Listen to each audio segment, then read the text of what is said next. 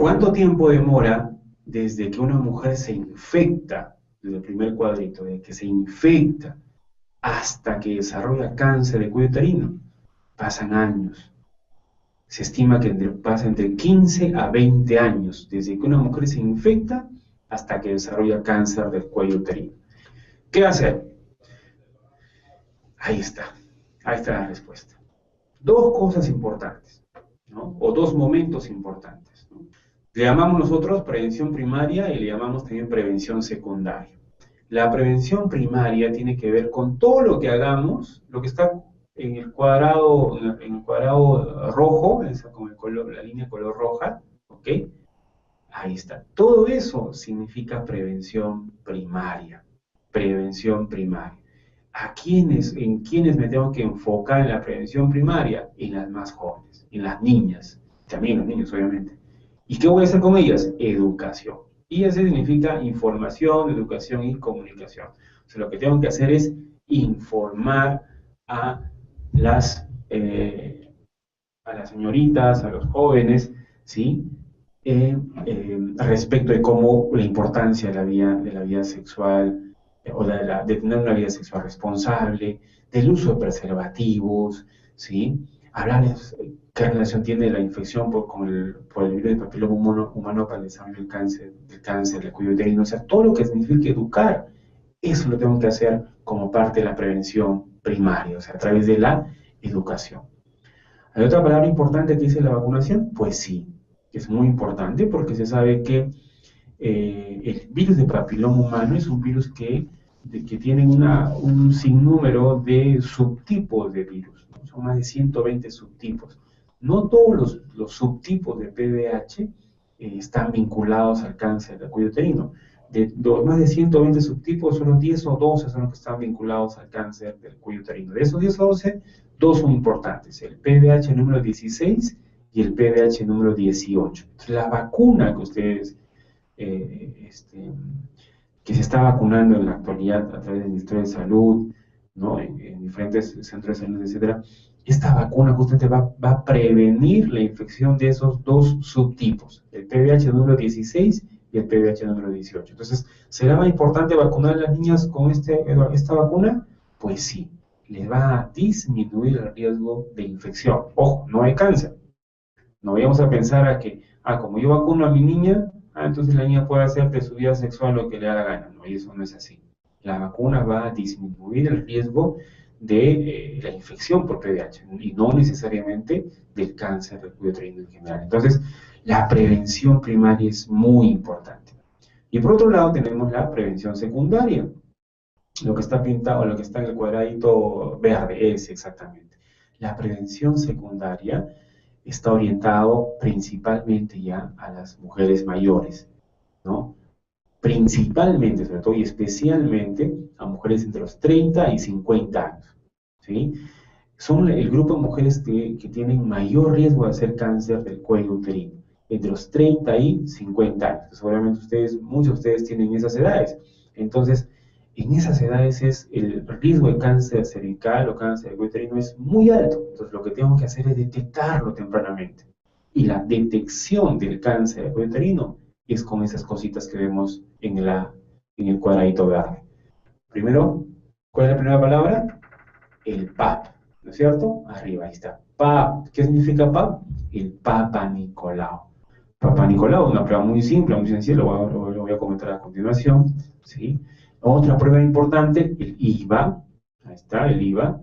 El IVA significa inspección visual con ácido acético. Y finalmente una prueba moderna que lo hacen solo en algunos centros que se llama el test ADN-PDH. Es una prueba molecular para identificar el tipo de PDH que tiene la mujer.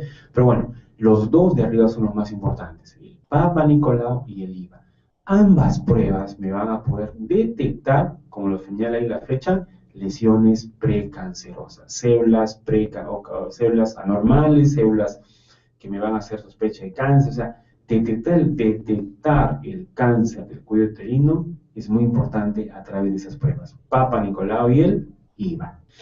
Muy bien, entonces, ¿cuáles son aquellos factores de riesgo para hacer cáncer del cuello uterino?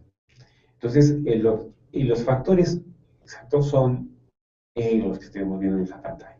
Tenemos factores de riesgo tanto en la mujer como factores de riesgo en el hombre. Pero alguien dirá, oye, pero ¿cómo en el hombre? ¿Acaso el hombre va a tener cáncer de cuello uterino?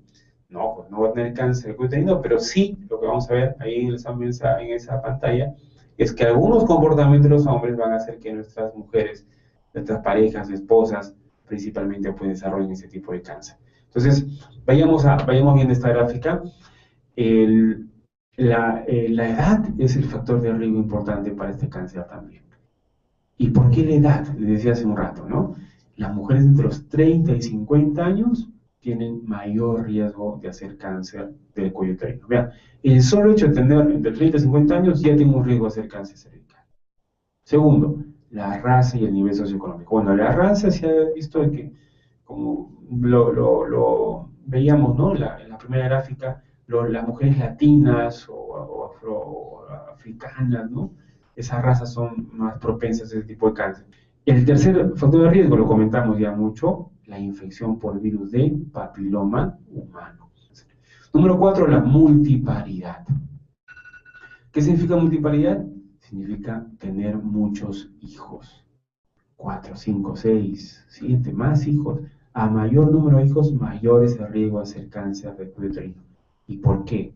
Simplemente es un tema mecánico, ¿no? O sea, cuando una mujer da luz, ¿no? El bebé pasa por el canal uterino, por el cuello uterino, y en el cuello uterino hay una capa que protege todas esas células del cuello uterino. Entonces, por cada salida de los bebés, o sea, por cada parto, esa capa se va adelgazando, adelgazando, adelgazando. Y hay un momento en que, por un número incrementado o muchos hijos, llega un momento pues, en el que el cuello uterino está prácticamente desprotegido, ¿no? Y esto hace que el PDH, ¿no? Pueda hacer estragos en el cuello uterino y se convierta pues, en lesiones precancerosas o en cáncer. Entonces, la multiparidad, el hecho de tener muchos hijos, es otro factor de riesgo para este tipo de cáncer. El ANCO o el ACO significa anticonceptivos orales. Y no es que el anticonceptivo cause cáncer, sino más bien la forma como lo utiliza la mujer o la pareja, ¿no? Esto ya se está controlando felizmente porque antes, pues el tema de la planificación familiar, pues la pareja, la mujer, podía ir a la farmacia y comprarse anticonceptivos como si estuviera comprando pues caramelos o canchitas, ¿no? Se lo compra sin receta, sin orientación, sin mayor información y lo toma pues años de años. Entonces, el uso de anticonceptivos orales por más de 5 años hace que la mujer tenga un riesgo de 3 o 4 veces más de hacer cáncer del cuello uterino. Si el consumo de anticonceptivos es más de 10 años, el riesgo puede ser mayor de 5, o sea, 5 veces más de riesgo de hacer cáncer del cuello uterino. El otro tema es la enfermedad de transmisión sexual, ¿no? O sea, el hecho de tener enfermedades que por contacto sexual, esto hace que el cáncer cervical, el riesgo de cáncer se incremente. El tabaquismo, sí, pues el consumo de cigarrillos es otro factor de riesgo importante para que la mujer haga cáncer cervical por los diferentes cancerígenos que están presentes en el cigarrillo. La desnutrición, otro factor de riesgo, ¿sí? Porque le decía que la infección se curaba sola o la lesión precancerosa se curaba sola, pero no es porque sea por un acto de magia, sino porque las mujeres, en general todos, pero las mujeres en este caso, tienen algo que se llama el sistema de defensa, su sistema inmunitario. Y su sistema de defensa tiene que ver mucho con la alimentación. Si una mujer no está bien alimentada, no va a tener un buen sistema de defensa. Por lo tanto, no va a tener una forma adecuada de protegerse ante la infección.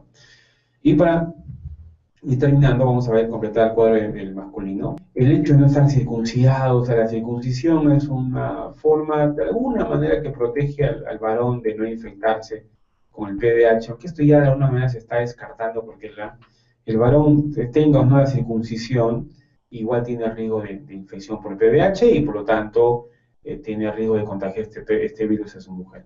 Ven ustedes, el inicio precoz de la vida sexual, el mayor número de parejas sexuales en el varón, el tener contacto con homosexuales, el visitar a prostitutas o a prostíbulos, la mayor incidencia de enfermedad de transmisión sexual, todo esto significa comportamiento sexual del varón. Entonces, el comportamiento inadecuado de la vida sexual del varón hace que su mujer tenga mayor riesgo de hacer cáncer de cuello uterino. Tabaquismo, sí, pues si el varón fuma, la mujer se convierte en una mujer, una fumadora pasiva, ¿no? Entonces, el hecho que el varón fume hace que, pues, que la mujer consuma todos estos elementos tóxicos, químicos o cancerígenos y haría que su mujer tenga riesgo a este tipo de cáncer. Lo último, vean, aquel varón, para que vean la importancia de la vida sexual del varón, aquel varón que ha tenido más de 20 parejas sexuales en su vida, puede ser que su mujer tenga hasta 5 veces más de riesgo de hacer cáncer del cuello uterino. ¿Sí? Entonces, estos son los factores de riesgo tanto en la mujer como el varón, ¿sí? Para que la mujer desarrolle cáncer del cuello uterino. Entonces, esta es la primera parte de la presentación, luego vamos a acabar con el tema de la detección temprana, y quisiera tener la oportunidad de preguntarles en este momento, ¿no? O ver si tenemos alguna consulta. Adelante su pregunta, por favor. Con relación a zonas rurales, las mujeres tienen de repente un tabú que no lo pueden revisar sus partes íntimas de los médicos, las enfermeras, y todavía hay un fuerte porcentaje de abstenencia, o no de abstenencia, sino tienen problemas de que no sean revisadas por los especialistas. Entonces, ¿qué acciones deben tomar los profesionales pertinentes en este caso? Esencialmente en zonas rurales, como también en las ciudades y en las urbanos marginales. La otra pregunta es con respecto dijo ahí que los preservativos también, no, los anticonceptivos también, eh, pro- el uso de ellos previene el cáncer, pero también se comenta que los preservativos también son parte que pueden proveer, quisiendo que nos amplíen eso. Y el tercero sería pregunta en el sentido de que las mujeres que ya han tenido, ya tienen avanzado la enfermedad del cáncer de cuello uterino, no pueden tener relaciones sexuales. ¿Y qué tiempo no pueden tener y después de cuánto sí pueden tener? Muy bien, bueno, en principio agradecer la pregunta y sobre todo, si viene de un varón, vean, ustedes, la preocupación inicial viene de unos caballeros del telecentro. Entonces, eh, respecto del rechazo que tienen las mujeres, sí es cierto, es una problemática en muchas zonas del Perú, todavía la mujer tiene el rechazo de que un profesional pues la pueda evaluar. Es muy importante para ello el trabajo que tenemos que hacer en casa, ¿no? Ustedes que están muy cercanos a la comunidad, y si es el esposo con mayor razón, hablar mucho con su pareja, con la esposa, y vean ustedes, mis amigos, el rechazo no necesariamente es de la mujer, sino que muchas veces el rechazo es del mismo varón, ¿no? En muchos lugares del Perú todavía el machismo es bastante intenso y el hombre dice, no, tú no te vas a chequear o no te vas a revisar porque quien te va a ver es un hombre y yo no quiero que te vea otro hombre que no sea yo. Entonces, esa es una gran, como la palabra, una gran tontería que ponen en riesgo la vida de la mujer. Entonces, ¿qué hacer? Es un trabajo conjunto, es un trabajo en el que todos tenemos que intervenir, usted como padre de familia, promotor, agente comunitario, nosotros como médicos, enfermeros, o sea, toda la área de salud, trabajaremos poco a poco con ellos, pero es un tema de concientización muy progresivo. Respecto a los anticonceptivos orales, les decía, no es que el anticonceptivo cause cáncer, sino más bien el tiempo de uso del anticonceptivo. Y para poder nosotros saber cuánto tiempo debo utilizar, para saber si ese anticonceptivo me va a ir bien o no, lo que yo tengo que hacer, si fuera una mujer, tendría pues que ir a hacer mi consulta con planificación familiar, con la médico, con la obstetra, para que él, con su oído, con su experiencia, me recomiende qué o no anticonceptivo usar y sobre todo ir controlando el tiempo, ¿no? de uso. Respecto a tu última pregunta, las mujeres que tienen cáncer de cuello uterino, ¿cuándo tener el contacto sexual? Eso yo lo dejaría a la misma indicación del médico que está tratando la enfermedad, porque en el cáncer del cuello uterino pues existen diferentes grados, ¿no? Diferentes estadios de la enfermedad. Probablemente la mujer que tenga un estadio de cáncer del cuello uterino inicial, primario, o un estadio clínico 1, probablemente su vida sexual será más temprana, ¿no? Pero se recuperará más rápido. Pero si hablamos de un cáncer del cuello uterino estadio 3 o 4, el tratamiento es más largo, más intenso, el cuidado es mayor. Entonces eso va a depender de qué estadio de cáncer tenga la mujer y por ende esa recomendación sería bueno que pregunte al médico que está tratando para poder ver exactamente cuál es su estadio y darle la mejor recomendación. Tenemos preguntas de la morada. A ver, vamos a escuchar su pregunta con todo gusto. Buenos días, doctor. Mi pregunta es la siguiente. Mi mamá murió con cáncer a la mama y yo quisiera saber si yo también voy a tener en la mama o es hereditario o también puedo tener el cáncer de cuello uterino. Y la otra pregunta es que ¿a qué edad podemos vacunar a nuestras niñas para prevenir este cáncer? Y abusando de la confianza, una pregunta más, si las pastillas del día siguiente pueden causar cáncer al cuello uterino. Gracias. Ok, vale, sí, muchas gracias por su pregunta. Si tiene alguna pregunta más, no sé, para poder responderla con todo gusto, a ver, adelante. Buenos días, doctor. Mi pregunta es, ya tenemos cáncer, herida en el cuello del útero, ¿ya podemos contraer cáncer? Ok, vamos entonces a pasar a resolver las preguntas. En principio, nuevamente agradecer las preguntas, encantado de resolverlas. Existen cánceres que tienen que ver mucho con la parte hereditaria, ¿sí? El cáncer cuello uterino que estamos hablando el día de hoy no tiene nada que ver con la herencia, es decir, es un cáncer que no se transmite de generación en generación. El cáncer cuello uterino ya les hemos explicado en base a qué factores tienen que ver. El cáncer de cuello uterino no se hereda, ¿ok? Recuérdense, eso no se transmite. Si usted, señora, tuvo cáncer de cuello uterino, ¿su hija lo va a tener? No porque usted lo tuvo, lo va a tener ella. Obviamente, si la niña también tiene el mismo comportamiento, otros comportamientos que hemos comentado ahora, pues obviamente su riesgo se incrementará. Pero el cáncer de la mama, que usted comentó, es un cáncer que sí tiene cierta predisposición a ser de tipo hereditario, pero ojo, se va a sospechar, ojo, se podría sospechar que es un cáncer de mama tipo hereditario si es que su abuelita tuvo cáncer de mama, su mamá tuvo cáncer de mama, su hermana tiene cáncer de mama o su tatarabuela tuvo cáncer de mama. Es decir, si en la familia, mamá, abuela, tatarabuela, la hermana, la tía, la hermana de la mamá, tuvo cáncer de la mama, probablemente, ojo, usted tenga un riesgo de hacer cáncer de la mama también. Pero si solo la mamá la tuvo, pero no la tía, la hermana ni la abuela, eso no, eso pasa a ser un cáncer esporádico, eso no tiene nada que ver con la herencia, ¿ok? Entonces, en concreto, uno sospecha de un cáncer tipo hereditario cuando es el mismo tipo de cáncer que se presenta de generación en generación. La pastilla del día siguiente, si es que produce cáncer, en principio no hay un estudio fuerte y contundente que nos diga que sí, que la pastilla puede producir un cáncer. Pero se habla mucho del cáncer de la mama, no el cáncer de cuello uterino, sino el cáncer de la mama.